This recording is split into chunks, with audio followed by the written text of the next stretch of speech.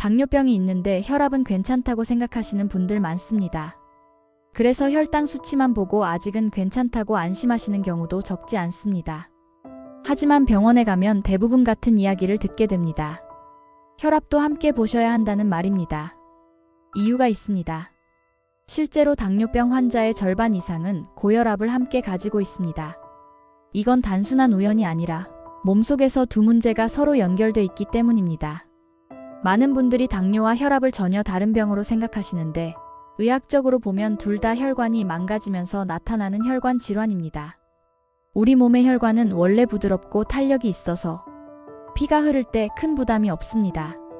마치 새 고무호스처럼 말이죠. 그런데 당뇨가 오래되면 혈액 속에 많아진 당이 혈관 안쪽을 조금씩 손상시키기 시작합니다. 이 과정이 반복되면 혈관은 점점 딱딱해지고 탄력을 잃게 됩니다.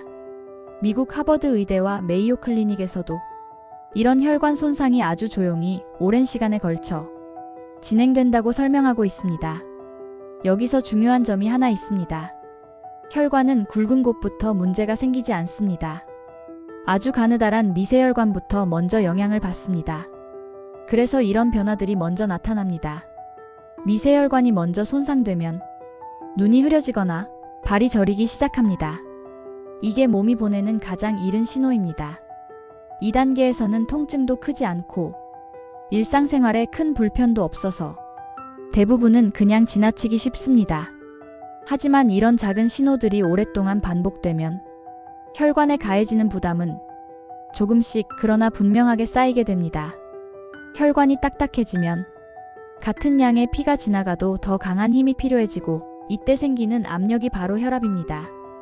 그래서 당뇨가 오래될수록 혈관은 굳어가고 혈압은 자연스럽게 따라 올라가게 됩니다. 이런 변화들은 어느 날 갑자기 생기는 문제가 아니라 이미 훨씬 이전부터 몸 안에서 조용히 진행되고 있던 과정입니다. 이런 이야기는 미리 알고 있느냐, 모르고 지나치느냐에 따라 나중에 큰 차이를 만듭니다. 그래서 오늘은 조금 길게 말씀드리고 있습니다. 당뇨가 있으면 인슐린 기능이 떨어지면서 몸이 소금과 물을 더 붙잡으려는 성향도 생깁니다. 이 부분은 미국 심장협회와 미국 당뇨병학회에서도 공통으로 언급하는 내용입니다. 몸에 물이 많아질수록 혈액량은 늘어나고 혈관 안의 압력도 함께 올라갑니다.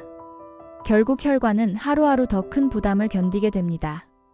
그래서 당뇨와 고혈압이 함께 있을 때 가장 걱정되는 것은 어느 날 갑자기 생기는 사건이 아니라 서서히 진행되는 변화들입니다. 미국 국립보건원 NIH의 연구에 따르면 당뇨와 고혈압이 동시에 있는 경우 심장과 뇌 관련 질환 위험이 각각 따로 있을 때보다 2배 이상 높아지는 것으로 나타났습니다. 그래서 의사들은 항상 같은 이야기를 합니다. 혈당만 관리해서는 부족하고 혈압까지 함께 봐야 한다고 말입니다. 다행히 관리의 핵심은 생각보다 단순합니다.